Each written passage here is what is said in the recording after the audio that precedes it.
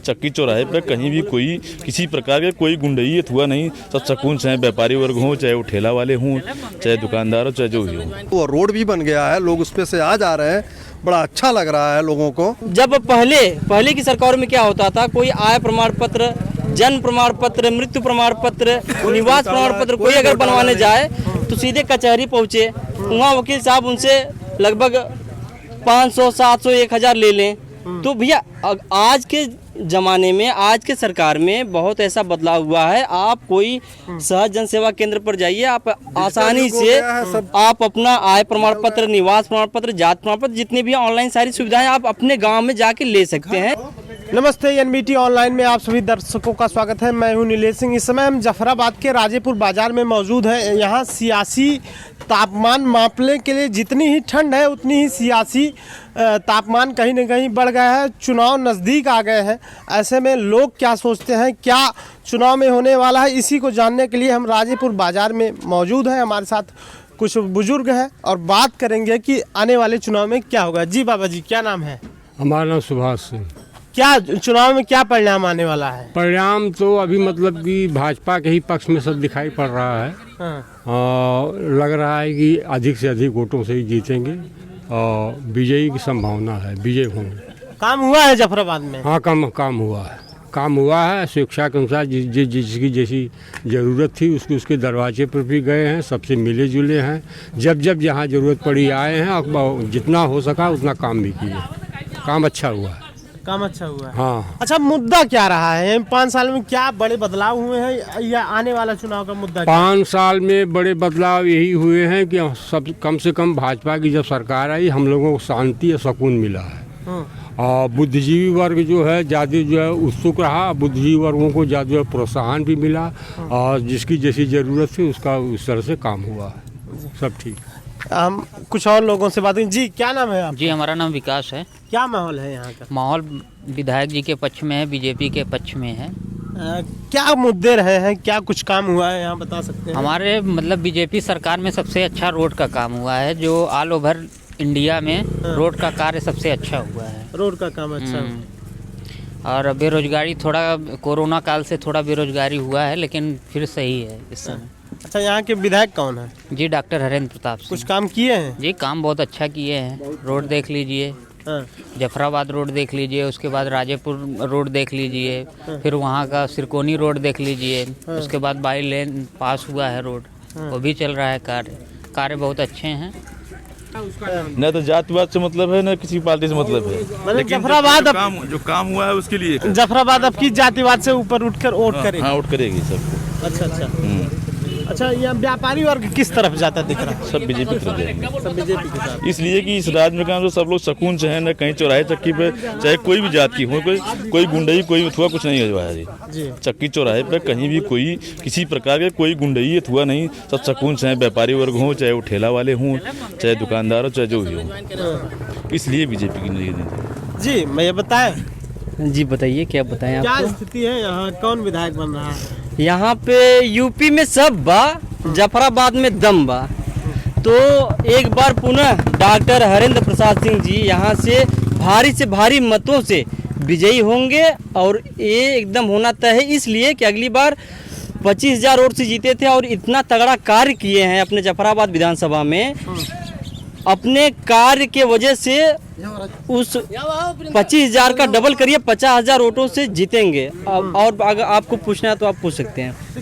यहाँ आने वाला चुनाव है, किन मुद्दे पे लड़ा जाएगा, क्या मुद्दे होंगे? देखिए, यहाँ का जो मुद्दा था, सबसे पहले मुद्दा देखिए जनता से ही निकलता है। मुद्दा जनता का ही होता है, तो एक ही मुद्दा रहता है, रोजगार होता है, स्वास्थ्य होता है और सारी सेवाएं होती हैं। ये सारी चीज़ों को लेके अगर मैं आपको बताऊं तो भारतीय जनता पार्टी नरेंद्र मोदी जी और योगी जी के कार्यों से इतना प्रभावित हुआ है यूपी, पूरा भारत। और इस कार्य को देखते हुए अगर मैं आपको बताऊं, हमारे जफराबाद में बहुत विधानसभा में बहुत ऐसा बदलाव हुआ है। अगर मैं आपको नाम गिनाऊं तो आप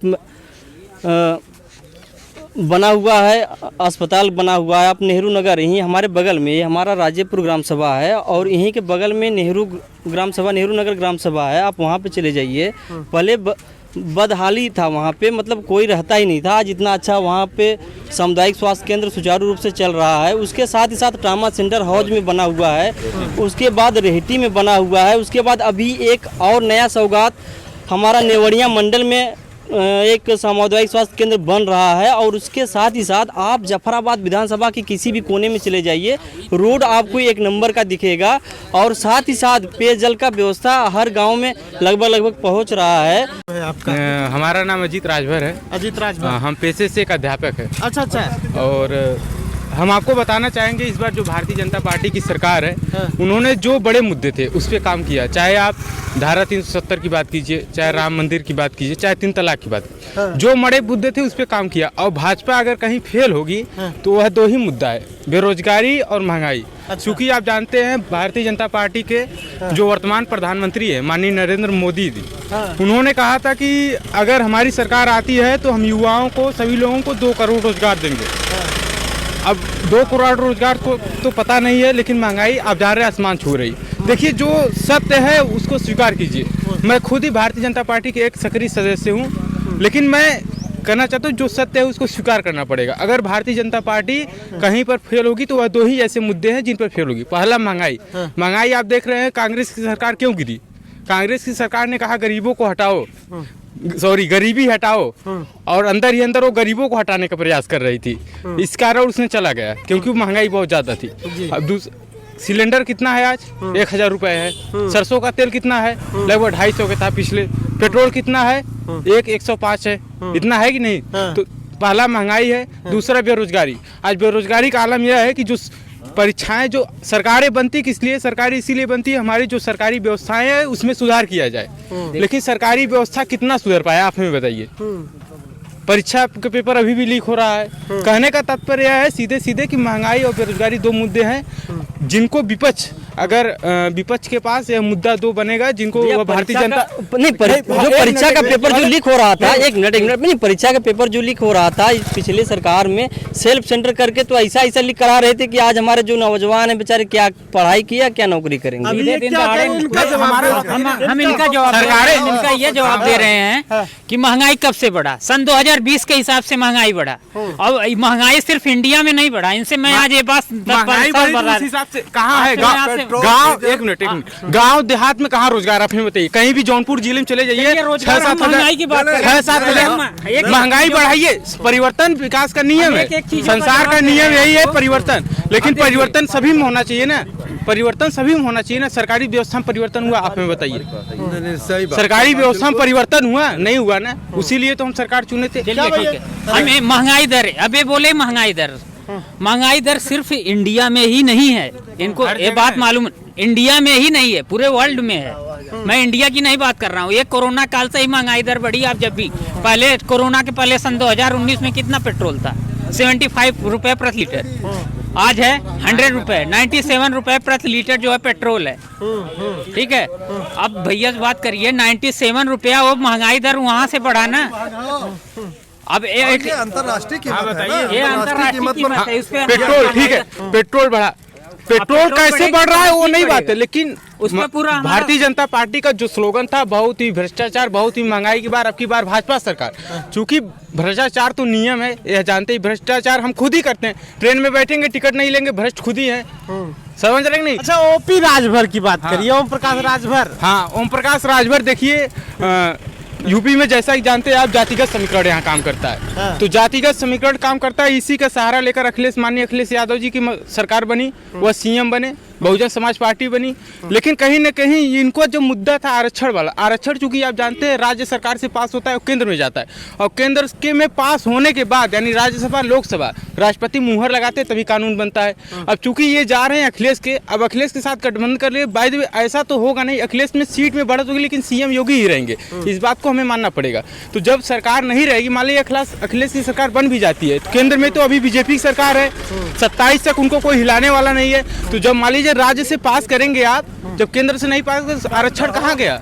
आरक्षण तो सीट पे चला गया। तो एक कहीं ना कहीं ओम प्रकाश राजभर जो है सपा में गए हैं तो वह समझ लिए सपा, हम यह नहीं मानते हम किसी पार्टी के विरोध, सही किए हैं ओम प्रकाश राजभर, अपने हिसाब से सही किए हैं, लेकिन जो आपके हिसाब से आरक्षण के हिसाब से सही नहीं किए। आरक्षण के हिसाब से आरक्षण के हिसाब से सही नहीं किए। किसके साथ होना चाहिए था? आरक्षण के हिसाब से देखिए, आरक्षण अब क्या बताया जाए किसके साथ होना चाहिए। कहते हैं कि आपके हिसाब से उन्हें किसके साथ होना चाहिए था, बीजेपी के या? हमारे हिसाब से तो बीजेपी ठीक थी। बीजेपी, हाँ, क्योंकि आरक्षण बीजेपी दे सकती है। और आरक्षण के लिए विषय में आपको बता दें, आरक्षण का जो पहलू है, उन्होंने सामाजिक न्याय समिति की जो रिपोर्ट थी, जो मंडल कमीशन बनाया गया था, उन्होंने अपने रिपोर्ट सौंप दी कि आप इसको आर्थिक आधार पर इसको आरक्षण दीजिए। ये बताइए, ओपी राजभर नहीं, और अनिल राजभर, हमें बता लीजिए आरक्षण का जो सिस्टम है, आरक्षण आप तभी लागू कर सकते हैं जैसा बताया गया। तो आरक्षण बीजेपी लागू क्यों नहीं कर रही है? इसमें निषाद समाज की अभी भैया बोल रहे हैं, तो वह निषाद समाज से आते हैं। संजय निषाद एक प्रमुख लीडर है निषादों के। आरक्षण क्यों नहीं लागू करती है? आरक्षण लागू करने से इसका घाटा होता है। यादव किस में घाटा जाएगा, कुंभी बिरादरी घाटा जाएगा, पटेल का घाटा जाएगा, तो आरक्षण कहाँ से लागू करेगी? अब वोट बैंक की राजनीति कर रही है। अगर आरक्षण देने होती तो जो बैकवर्ड समाज, फॉरवर्ड समाज को जो आरक्षण दी 10% रिजर्वेशन 10 दिन के अंदर पास होता है, क्यों नहीं निषादों और राजभर का आरक्षण पास होता है? आप हमें बताइए। जवाब है बीजेपी के पास। हम बीजेपी से खुश हैं क्योंकि उन्हें बड़े मुद्दे हल किए हैं। धारा 370 कभी नहीं हटेगा। क्या भैया इनका कोई जवाब देगा? बिल्कुल बिल्कुल, जैसे कि आरक्षण का मुद्दा ये कर रहे हैं, आरक्षण का मुद्दा अगर कोई भी हल करेगा तो भारतीय जनता पार्टी, जब बड़े बड़े ऐसे मुद्दे हल किए हैं, आप धारा 370 को देख लीजिए, आप राम मंदिर को देख लीजिए, बड़े बड़े मुद्दे को जब हल किया है तो भारतीय जनता पार्टी इसको जरूर हल करेगा। और रही बात आरक्षण की, तो इसके लिए निषाद पार्टी के राष्ट्रीय अध्यक्ष भी हैं और भी सभी लोग हैं। ओम प्रकाश राजभर जी आज गए हैं सपा में, तो क्या उनको लगता है जो 5 बार से सत्ता में रहा, क्या उनको राजभर बिरादरी और निषाद बिरादरी उनको नहीं दिखा?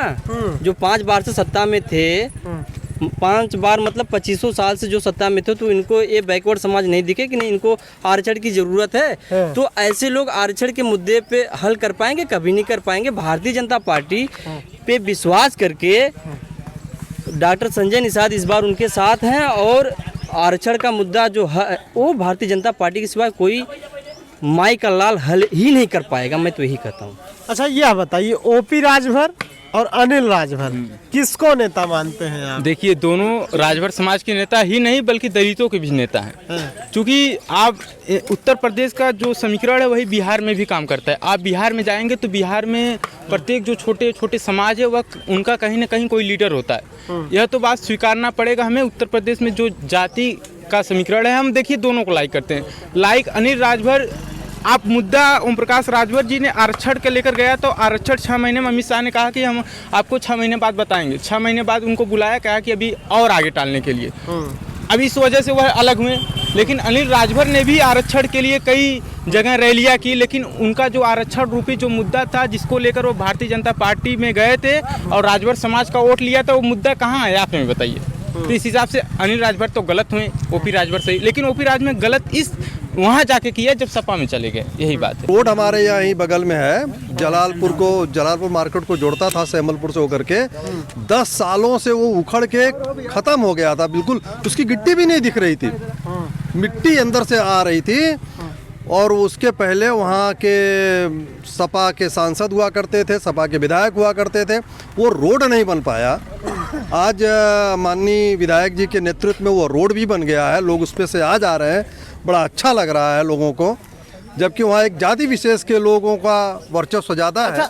स्वास्थ्य के मामले में क्या स्थिति है? जब बहुत बढ़िया है। स्वास्थ्य के बारे में सर बहुत अच्छा है। स्वास्थ्य के मामले में अच्छा काम हुआ है। बहुत अच्छा। ट्रामा सेंटर कभी काफी दिनों से बंद था, अभी चालू हुआ है वो ये कोरोना काल में, और काफी अच्छी सुविधा मिली सबको।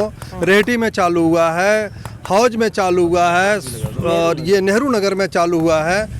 काफी अच्छा चल रहा है। रोड के मामले में रोड के मामले में बहुत बढ़िया है, बहुत बढ़िया है। इसके पहले तो हम लोगों ने कभी ऐसा तो इस बार क्या मुद्दा होने वाला है? मुद्दा तो क्या मुद्दा, ये सारे मुद्दे ही है ना। और किसी के पास, विपक्ष के पास कोई मुद्दा ही नहीं है। कोई मुद्दा नहीं है। महंगाई है, कहाँ महंगाई है? सबसे अच्छी बात आज हम लोगों ने देखा है डेली काम करने वाले लोग जो 250 रुपए पाते थे, आज 350 रुपए पा रहे हैं। वो महंगाई में नहीं आता। ये भैया मुद्दा तो इस हिसाब से खत्म हो चुका है कि भ्रष्टाचार ही जब खत्म हो चुका है तो मुद्दा कोई रह ही नहीं गया। कोई मुद्दा यहाँ पे कोई भ्रष्टाचार नहीं। अगर मैं आपको बताऊं, आज जब पहले की सरकार में क्या होता था, कोई आय प्रमाण पत्र, जन्म प्रमाण पत्र, मृत्यु प्रमाण पत्र, निवास प्रमाण पत्र कोई अगर बनवाने जाए तो सीधे कचहरी पहुँचे, वहाँ वकील साहब उनसे लगभग 500, 700, 1000 ले लें। तो भैया आज के ज़माने में, आज के सरकार में बहुत ऐसा बदलाव हुआ है। आप कोई सहज जन सेवा केंद्र पर जाइए, आप आसानी से आप अपना आय प्रमाण पत्र, निवास प्रमाण पत्र, जात प्रमाण पत्र, जितने भी ऑनलाइन सारी सुविधाएं आप अपने गांव में जाके ले सकते हैं। घर बैठे आपको मिल सकता है। अच्छा, कुछ और लोग रास्ते में है, कम से कम मुझे लगता है कि यहाँ पार्टी के लोग इकट्ठा हैं, तो कुछ और लोगों से। जी बताएं, क्या नाम है आपका? दीपक जायसवाल। दीपक जायसवाल। जायसवाल जी किसके साथ हैं?